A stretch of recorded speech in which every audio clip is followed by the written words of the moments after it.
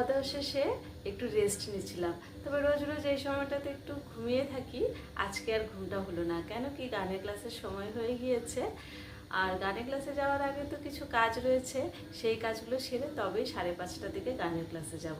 চলুন তবে এখন কাজগুলো সেরে নিই। গানের ক্লাসে যাব বলে আজকের ঘুমটা মাটি হয়ে গেল। তবে এটাও ঠিক না, ইচ্ছে থাকলেই ঘুমোতে পারতাম, কিন্তু ওই যে একটা মোবাইল দেখার অভ্যাস রয়েছে, এদিকে মোবাইল দেখতে গিয়ে গানের ক্লাসের সময় হয়েছে। তবে হ্যাঁ, আরও কিন্তু রয়েছে 1.5 ঘন্টার সময়। তবে এই 1.5 ঘন্টাতে আমি ইচ্ছে করলে ঘুমোতে পারতাম, কিন্তু কেন পারবো না বলুন তো? আমার অনেক কাজ রয়েছে, সেই কাজগুলো সেরে তবেই আমি 5:30টার দিকে গানের ক্লাসে যেতে পারবো।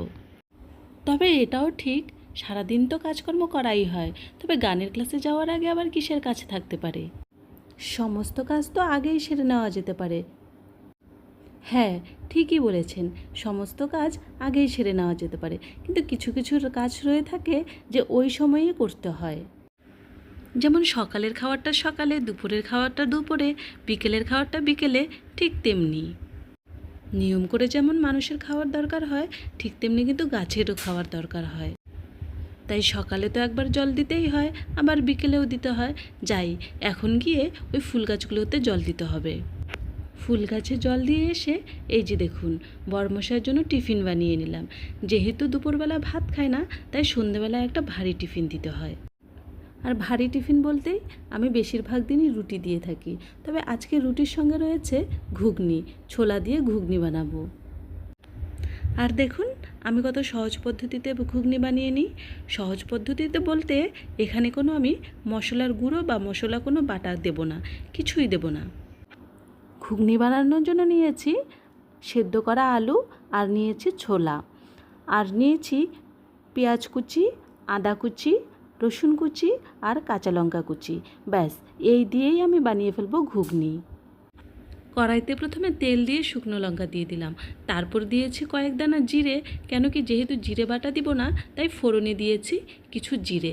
তারপরে একের পর এক পেঁয়াজ কুচি, আদা কুচি, রসুন কুচি, কাঁচা লঙ্কা কুচি সব কিছু একের পর এক দিয়ে দিলাম। সবগুলো একসঙ্গে মিশিয়ে কিছুটা সময় ধরে ভেজে নিয়ে তারপর দিয়ে দিলাম আলু এবং ছোলাগুলো। এখন লবণ হলুদ দিয়ে ভেজে নেব। কিছুটা সময় ভাজা হওয়ার পর তারপর তো দিয়ে দিতে হবে জল। তবে হ্যাঁ, আগেই তো বলেছি যে এই ঘুগনিটা আমি একদম সিম্পল বানাবো, তাই জল দেওয়ার পরে যখন ঘুগনিটা হয়ে যাবে তখন কিন্তু কোনো গরম মশলাও দেব না।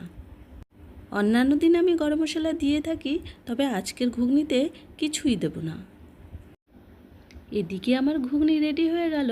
এখন এগুলোকে আমি রেডি করে তারপর ঢেকে রেখে আমি আমার গানের ক্লাসে চলে যাব। যেহেতু এখনও বড়মশাই বাড়ি ফেরেনি, বাড়ি ফিরলে তবে আমি ওকে দিয়েই যেতে পারতাম, যেহেতু আসেনি তাই টেবিলে ঢাকা থাকবে, ও এসে খেয়ে নেবে। এদিকে দেখুন, আমি গানের ক্লাসে যাওয়ার জন্য রেডি হয়ে নিয়েছি। এখন কথা হলো, আমি গানের ক্লাসে কিভাবে যাব? হাঁটা পথে যাব নাকি স্কুটিতে যাব? আসলে কি বলুন তো, আমি যেখানে যাব সেই দূরত্বটা তো আমাদের বাড়ি থেকে বেশি দূর নয়, তাই কিন্তু আমি হেঁটে যেতে পারি। তবে হ্যাঁ, একটু রাত হয়ে গেলে বা বড়মশাই বাড়িতে থাকলে ওই কিন্তু দিয়ে আসে। এখন তো বড়মশাই নেই, চলুন আপনাদের সঙ্গে গল্প করতে করতে আমার যাওয়া হয়ে যাবে।